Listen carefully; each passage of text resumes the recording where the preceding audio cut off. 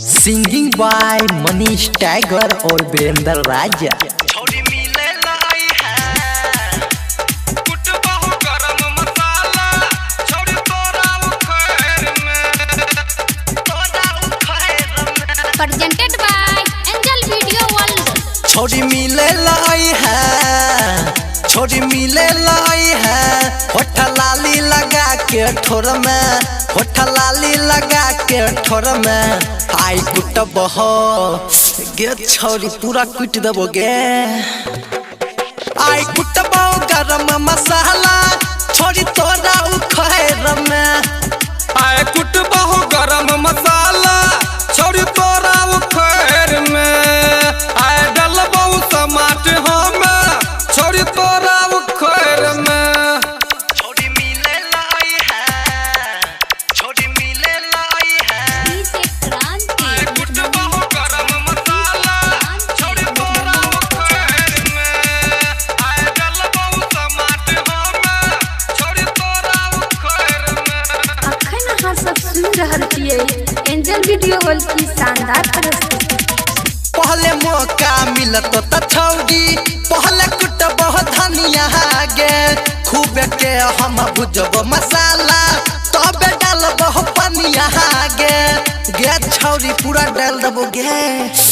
पहले मौका मिलत त छौड़ी पहले कुटबौ धनिया के, खूब के भुजब मसाला तबे डालबौ पनिया के।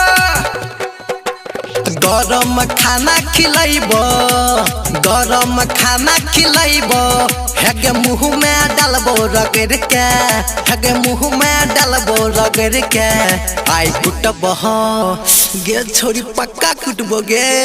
ओ आई कुटबो गरम मसाला छोरी तोरा उखैर में, आए कुटबौ गरम मसाला छोड़ी तोरा उखैर में, आए डलबौ समाट हम छोड़ी तोरा उखैर में।